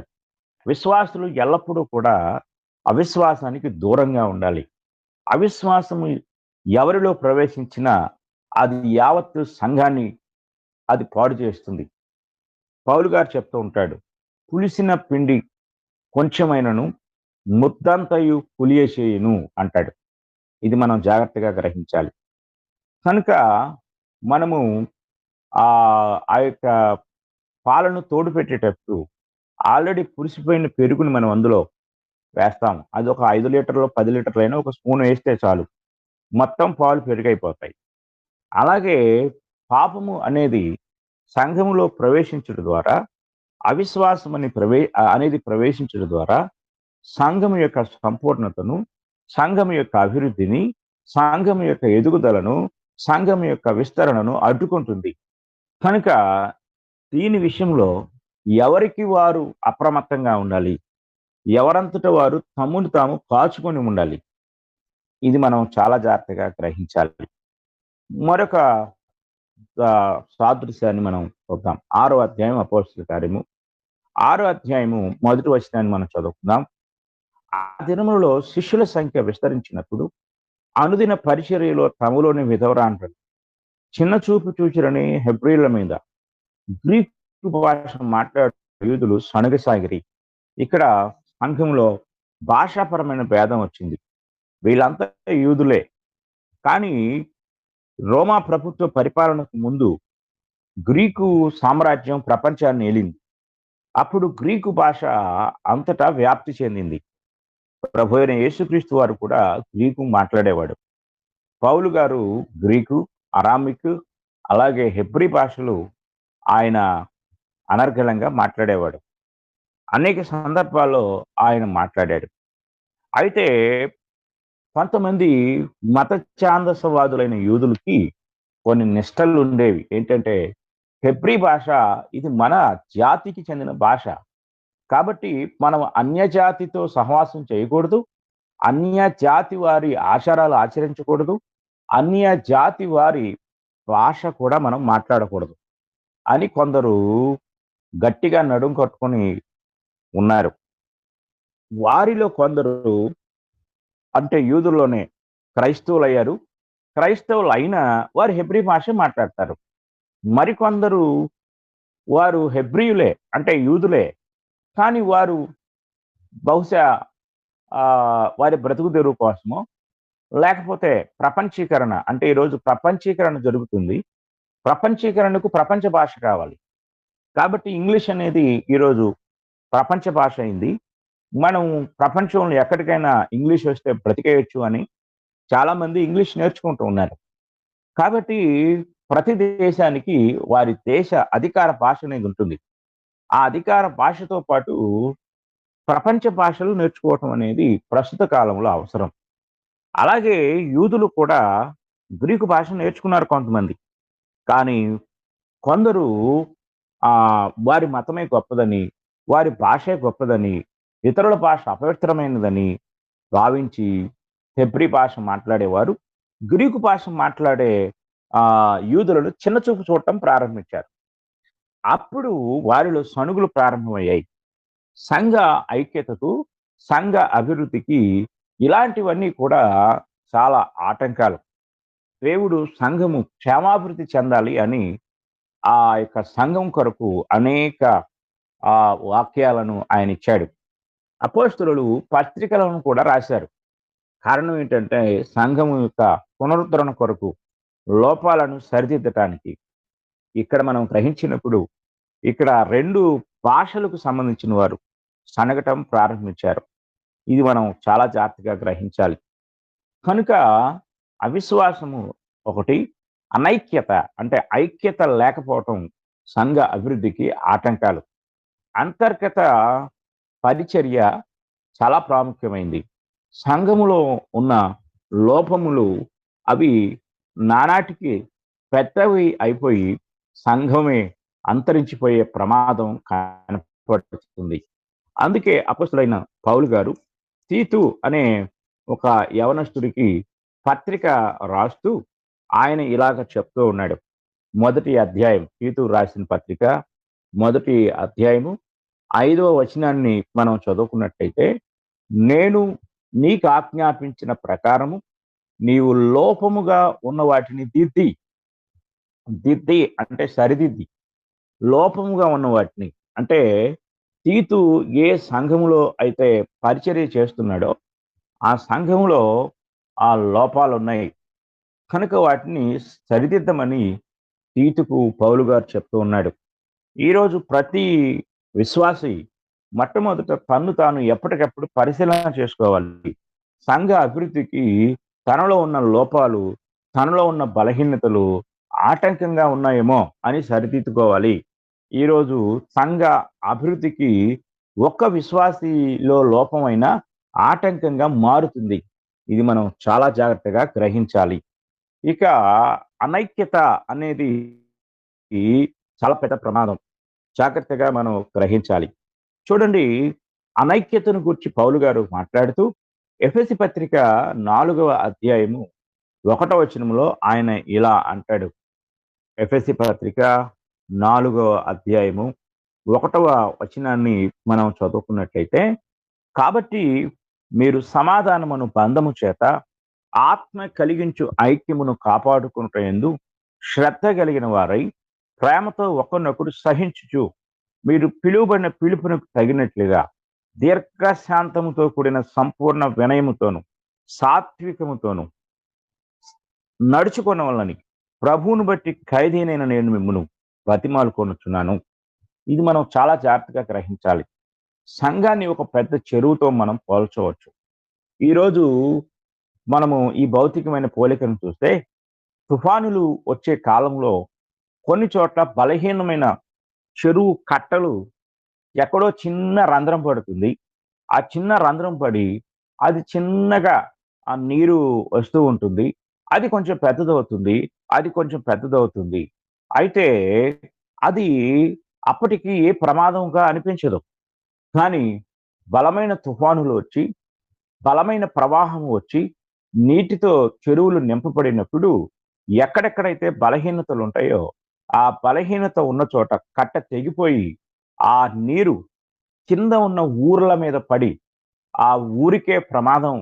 అంటే ఒకప్పుడు ఆ చెరువు నీరు పంటలని కాపాడింది, ప్రజల ఆ దాహాన్ని తీర్చి కాపాడిన చెరువే ఊరిని మింగేస్తుంది. కారణము దానిలో పడిన చిన్న చిన్న రంధ్రమే. ఇది మనం గ్రహించాలి.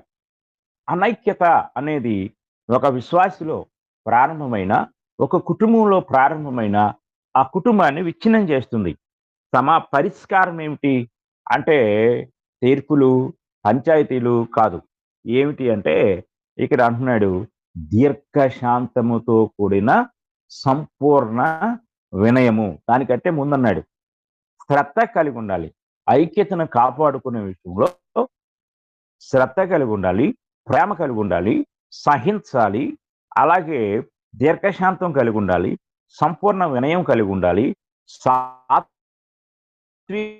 కావాలి. ఇవన్నీ పరిష్కారాలు. ఆ గండి పోర్చడానికి కంకర కావాలి, ఇసుక కావాలి, సిమెంట్ కావాలి, నీరు కావాలి, పనిచేసే పనివారు కావాలి. ఇవన్నీ వస్తువులే. అలాగే గండి పడకుండానే కాపాడటానికి ఇక్కడ ఏం మెటీరియల్ ఇస్తున్నాడంటే ప్రేమతో సహించండి, అలాగే దీర్ఘశాంతంతో ఉండండి, సంపూర్ణ వినయం కలిగి ఉండండి, సాత్వికంతో నడుచుకోండి. ఇది మనం గ్రహించాలి. కాబట్టి ఇక్కడ సంఘ ఐక్యతను దెబ్బతీయడానికి యెరూషలేము సంఘంలో ఒక్కొక్క సమస్య ప్రవేశిస్తున్నట్లుగా మనము చూడగలం. ఇది మనం చాలా జాగ్రత్తగా గ్రహించవలసిన వారమై ఉన్నాం. ఆ తర్వాత యెరూషలేము సంఘంలో ఏమి ఏర్పడిందంటే జాతిపరమైన సమస్య వచ్చింది. యూదులకే ఒక సమస్య వచ్చింది, అనైక్యత అనేది. రెండవది ఏమిటంటే క్రొత్తగా సంఘములో ప్రవేశించిన అన్యులను ఓర్వలేని ఒక చెట్ట లక్షణము సంఘంలో ప్రవేశించింది.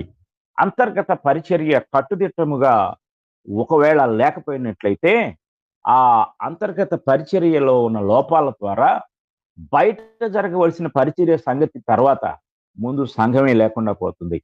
ఇది మనం గ్రహించవలసిన వారమై ఉన్నాం. సంఘము పటిష్టంగా ఉండటానికి ఆ నీతియుక్తమైన, క్రమబద్ధమైన, వాక్యానుసారమైన బోధ ఆ సంఘానికి ఎంతో ప్రాముఖ్యమైనది. ఇది మనం గ్రహించవలసిన వారమై ఉన్నాం. అపోస్తుల కార్యములు 11వ అధ్యాయము 1వ వచనం నుండి మనం చదువుతున్నాం. అన్ని జనులు దేవుని వాక్యం అంగీకరించరని అపోస్తలులను యూదయ ఎందంతటనున్న సహోదరులను వినిది పేతురు యెరూషలేమునకు వచ్చినప్పుడు సున్నతి పొందిన వారు అనగా యూదులు, నీవు సున్నతి పొందని వారి యొద్దకు పోయి అనగా అన్ని జనుల యొద్ద వారితో కూడా భోజనము చేస్తావని ఆయనతో వాదం పెట్టుకునిరి. ఇక్కడ మనం చాలా జాగ్రత్తగా గ్రహించాలి. ఇక్కడ కొంతమంది ఇతర మతాల నుండి, ఇతర విశ్వాసాల నుండి, ఇతర ఆచార వ్యవహారాలను ఇంతకు ముందు కలిగి ఉన్నవారు సంఘానికి వస్తారు. దురదృష్టం ఏంటంటే వారు రక్షణ పొందుతారు, బాప్తిసం పొందుతారు, కానీ వారిలో ఏముండదు అంటే సరైన మారు మనసు ఉండదు. ఇక్కడ యెరూషలేములో ఉన్న సంఘానికి వారు ఒకటి మర్చిపోయారు. ఏం మర్చిపోయారంటే మేము యూదులం కాము అన్న సంగతి మర్చిపోయారు. అంటే వారు బాహ్యంగా ఎలా ఉన్నారంటే క్రైస్తవులుగా ఉన్నారు, అంతరంగంలో వారు యూదులుగానే ఉన్నారు. వారు బాప్తిసం పొందినప్పటికీ, క్రీస్తుని అంగీకరించినప్పటికీ వారి యూదా తత్వం ఇంకా పోలా, వారి యొక్క ఆచార వ్యవహారాలు పోరా. వాళ్ళు ఏమనుకుంటున్నారంటే మేము సున్నతి పొందిన వారము, అన్ని జనులు సున్నతి లేనివారు. ఈ భేదం ఎక్కడిది అంటే యూదులుగా ఉన్నప్పటికీ, కానీ వారు సున్నతి పొందినప్పటికీ సున్నతిని వాళ్ళే తిరస్కరించి రద్దు చేసి సున్నతి వలన ప్రయోజనం ఏమి లేదని బాప్తిసం పొందారు. బాప్తిసం పొంది క్రీస్తులోనికి చేర్చబడ్డారు. ఆ సంగతి వారు మర్చిపోయారు. 10వ అధ్యాయంలో కొర్నేలి అనే ఒక అన్యుని ఇంటికి పేతురు గారు వెళ్తాడు. అక్కడ సువార్త ప్రకటిస్తున్నప్పుడు పరిశుద్ధాత్మను వారి మీద దిగొచ్చాడు. వారందరూ రక్షించబడ్డారు. అక్కడ వారి ఇంట భోజనం చేసి తిరిగి యెరూషలేముకు వచ్చాడు ఆయన. యెరూషలేము స్థానిక సంఘానికి చెందిన అపోస్తలుడు, అలాగే సంఘ పెద్ద కూడా ఆయన. కాబట్టి అక్కడికి వచ్చిన తర్వాత తోటి అపోస్తలులు ఏమంటున్నారు అంటే, అరే నువ్వు వెళ్ళి వాక్యం చెప్పిరావయ్యా అంటే వాళ్ళింట్లో భోజనం ఎందుకు చేసి వచ్చావు అన్నారు. అంటే వాళ్ళలో ఏముంది తేడా అంటే వాళ్ళు ఇంకా తమను తాము యూదులుగానే భావిస్తున్నారు. వారిలో ఉన్న అసలు తత్వం అప్పుడప్పుడు బయటకు వస్తుంది. ఇక్కడ రక్షించబడిన సంఘంలో భాషాపరమైన భేదం వచ్చింది. అంటే ఇక్కడ ఆ రక్షించబడిన వారి విషయంలో దేవుని వాక్యం ఏం చెప్పింది అంటే, గలతీయులకు రాసిన పత్రిక ఒకసారి మనం చదువుకుందాం.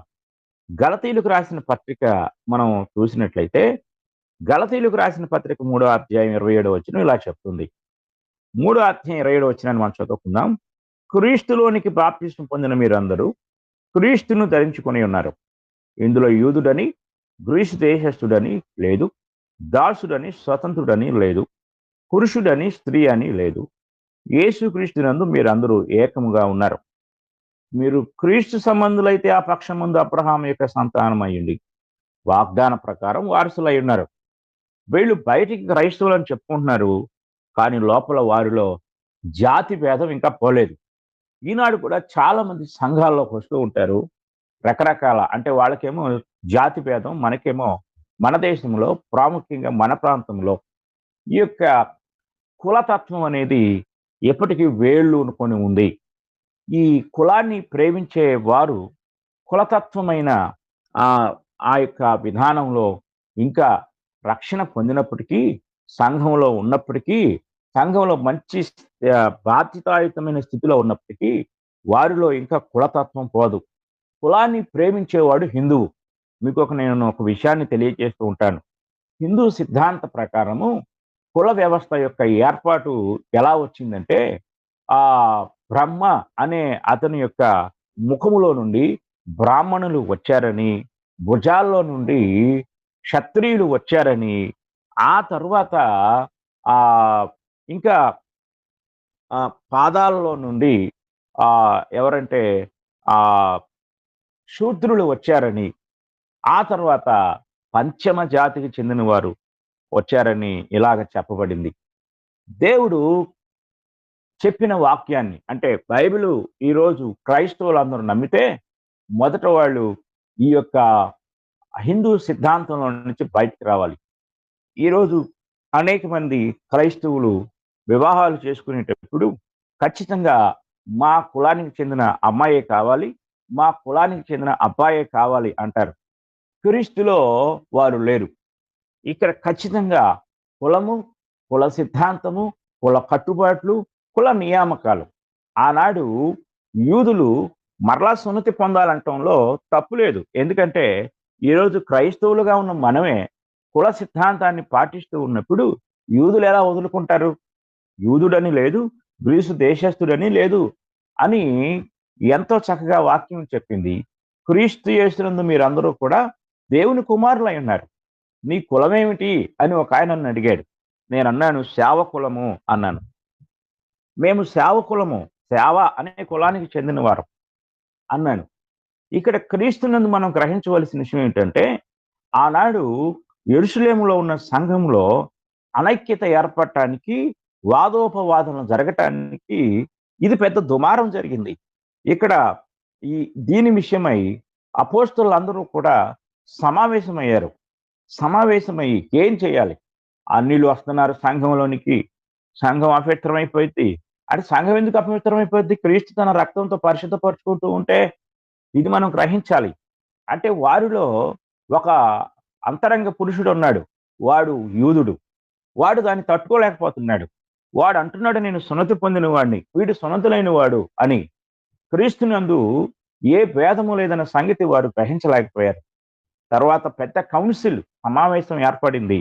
ఏర్పడిన ఆ సమావేశంలో అనుచరుల పట్ల ఎలా ప్రవర్తించాలో అనే ఒక తీర్మానానికి వచ్చేశారు.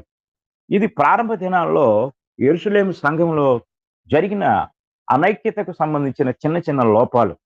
ఈనాడు చాలా సంఘాలు మనం గ్రహించినట్లయితే సువార్థికులు కూడా ఈరోజు కులం అనే ఒక విధానంలో కొనసాగుతున్నారు. కులం లేని స్థితిని ఊహించుకోలేకపోతున్నారు. ఒకే కులానికి చెందిన సేవకులు ఒక టీంగా ఏర్పడటము, ఇలాగా సేవకుల్లో కులం, విశ్వాసుల్లో కులం, పెళ్లిలో కులం, ఇది గ్రహించాలి. పుట్టుకలో లేని కులము, చావులో లేని కులము మధ్యలో ఎక్కడి నుంచి వచ్చింది? ఒకవేళ వస్తే వచ్చిందేమో అనుకుందాం, కానీ అది క్రీస్తునందు లేకుండా పోయింది. మనము నూతన సృష్టి అయ్యాము, నూతన పరచబడ్డాము అని దేవుని వాక్యం సెలవిస్తూ ఉంది. పాతవి గతించెను, ఇదిగో నూతనమైనని ప్రతి కొత్త సంవత్సరం రోజు మనం వింటూ ఉంటాము. అయితే ఇందులో ఏది నూతనమైంది మనం గ్రహించాలి. కనుక ఈరోజు మనం జాగ్రత్తగా పరిశీలన చేసినట్లయితే ఈ కుల సంబంధమైన జాతి సంబంధమైన విధానాలు సంఘ ఐక్యతను విచ్ఛిన్నం చేస్తూ ఉంటాయి. నేను మా ఊరిలో ఒక ఆ అగ్ర కులానికి చెందిన సంఘం ఒకటి ఉంది. ఆ సంఘం ఆ సంఘంలో ఆ 4 రకాల కులాలకు చెందిన వారు ఉంటారు. అందులో ఇప్పుడు నేను చెప్పిన అంటే ఈ కులాలు ఎలా ఏర్పడ్డాయని చెప్పాను కదా! ఆ 5 రకాల వాళ్ళు అందులో ఉంటారు.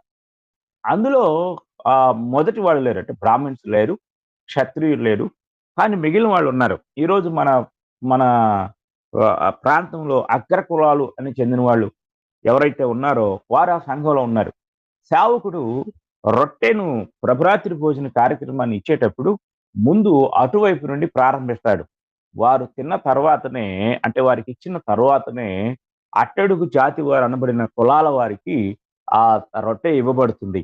అంటే సంఘంలో రొట్టె ఇచ్చే విధానంలో కూడా ఏది ఏ ప్రాతిపదికన ఇస్తూ ఉన్నారు అంటే భోజనం దగ్గర కూడా వాళ్ళు ఒకరి పక్కన ఒకళ్ళు కూర్చుని ధైర్యం చేయలేరు. వారి పక్కన కూర్చోవాలంటే వారికి ధైర్యం ఉండదు. ఆ ఫ్రీడమ్ అక్కడ లేదు. కారణం ఏంటంటే కులం, అమ్మవారు పెద్ద కులం వారు. కనుక ఈ ఫ్రీడమ్ అక్కడ లేదు. ఇది మనం చాలా జాగ్రత్తగా గ్రహించాలి. దేవుని వాక్యాన్ని మనం పరిశీలన చేసినట్లయితే సంఘము యొక్క ఆత్మీయ భ్రష్టత్వానికి ఇది ఒక గుర్తు. ఇది చాలా జాగ్రత్తగా గ్రహించాలి. సంఘములో ఇలాంటి భిన్నాభిప్రాయాలు ఏర్పడినప్పుడు అపోస్తలుడైన పౌలు గారు వాటిని తీవ్రంగా ఖండించాడు. ఆయన వారి పట్ల తీవ్రమైన కోపాన్ని ప్రదర్శించాడు. సంఘము యొక్క అభివృద్ధికి సంఘము క్రీస్తుకు కలిగిన సమానత్వమునకు సంపూర్ణమైన సమానత్వంలోనికి ఎదగటానికి ఇవన్నీ లోపాలు.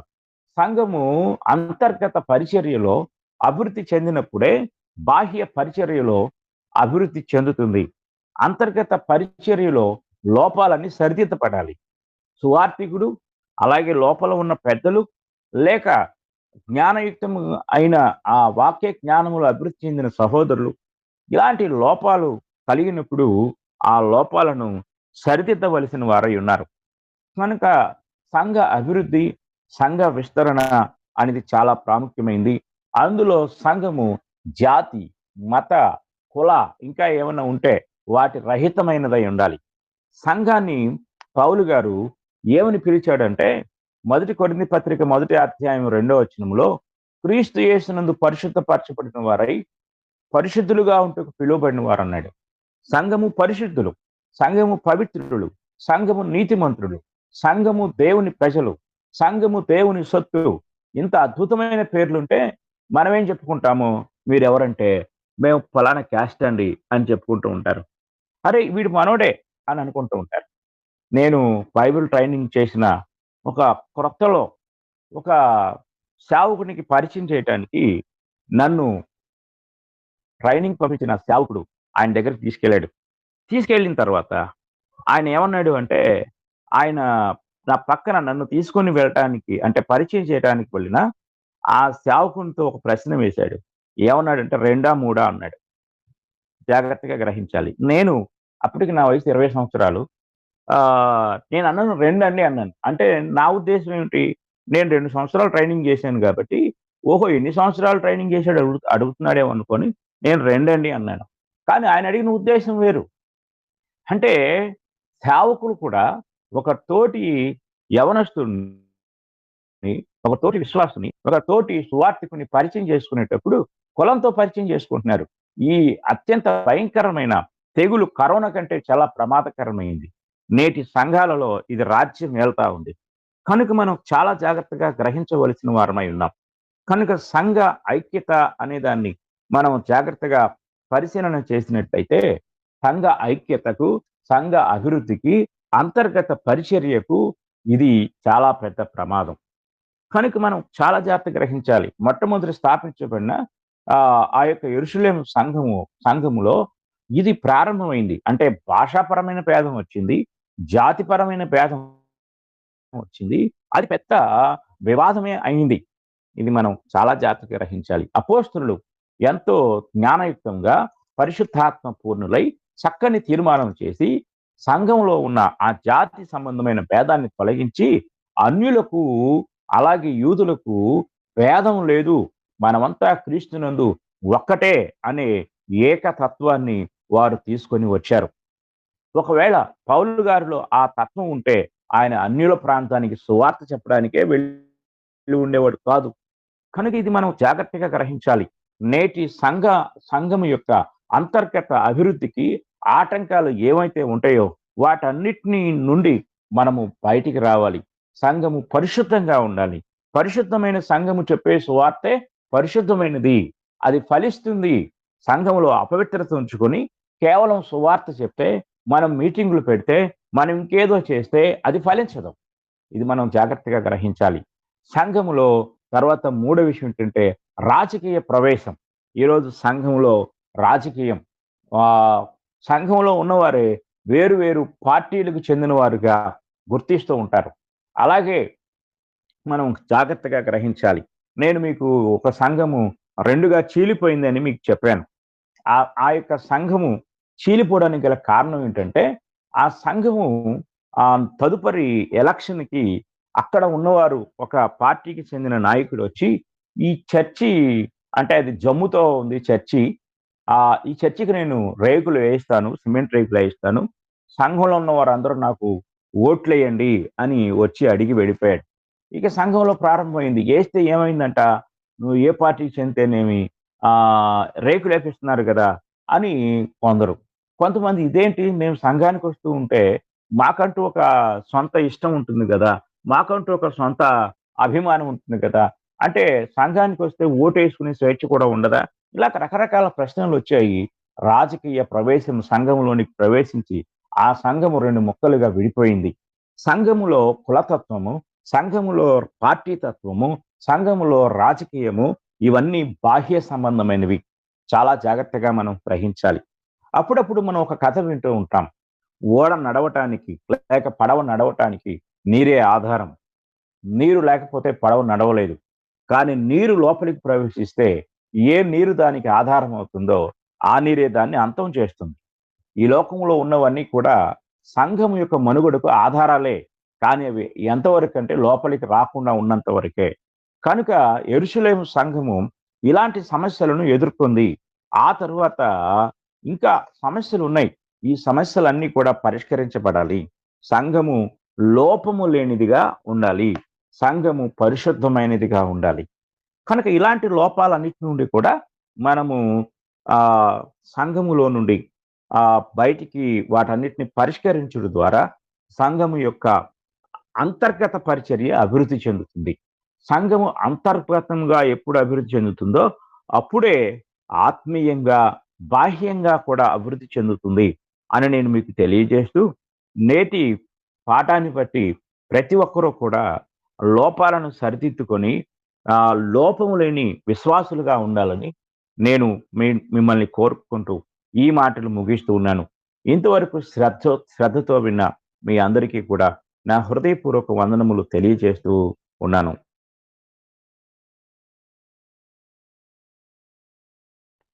మీకు కూడా వందనములు సార్. మీరే ముగింపు ప్రార్థన చేయండి సార్. పరిశుద్ధుడు అయిన తండ్రి, ప్రేమ కలిగిన దేవా, మీ ఘనమైన నామమునకు స్తుతులు, స్తోత్రములు, కృతజ్ఞతలు చెల్లిస్తూ ఉన్నాం. మా తండ్రి, మీ యొక్క మహాకృపను బట్టి, మీ ప్రేమను బట్టి ఈ ఉదయకాల సమయంలో లేఖనం ఏమి చెప్పుచున్నది అనే వేదిక ద్వారా ఆయా ప్రాంతాల్లో ఉన్న మీ బిడ్డలమైన మమ్ములందరినీ ఒకచోటికి చేర్చి, మా తండ్రి మీ యొక్క మహాకృప ద్వారా ప్రతి ఉదయకాల సమయంలో మీ యొక్క వాక్యాన్ని నేర్చుకునే అవకాశాన్ని, సహవాసాన్ని మీరు మాకు ఇచ్చినందుకు మీకు స్తోత్రములు. ఇంతవరకు తండ్రి మరి మీ బిడ్డలు విన్న వాక్యాన్ని వారి హృదయాల్లో మీరు ఫలింపు చేయండి.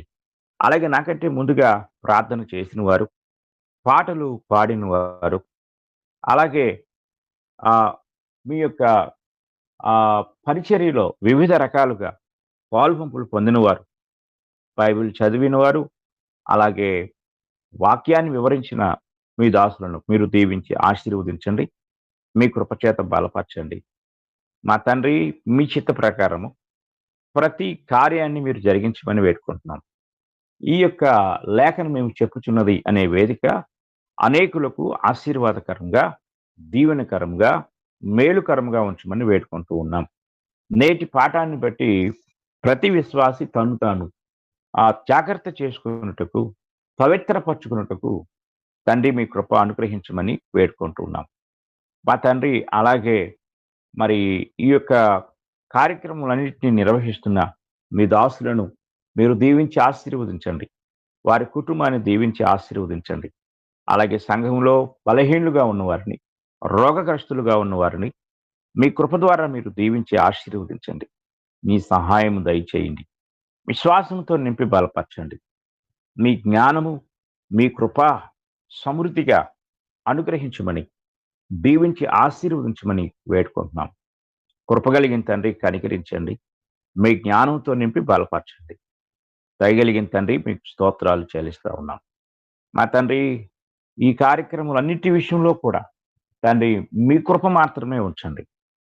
గ్రూపులో ఉన్న ప్రతి ఒక్కరూ కూడా ఆత్మ సంబంధమైన ఐక్యత కలిగి తండ్రి ఇంకా అనేక నూతనమైన సహోదరులను ఈ గ్రూపులోకి జాయిన్ చేస్తూ వారు కూడా ఆత్మీయంగా ఎదిగే గొప్ప భాగ్యాన్ని అనుగ్రహించమని, ఈ కార్యక్రమాలన్నింటినీ నిర్వహిస్తున్న మా ప్రియ సహోదరులను మరొకసారి మీ కృపకు అప్పగించుకుంటూ ఈ ప్రార్థన మా ప్రభు అయిన యేసుక్రీస్తు వారి పరిశుద్ధ నామములో అడిగి వేడుకుంటున్నాము తండ్రి.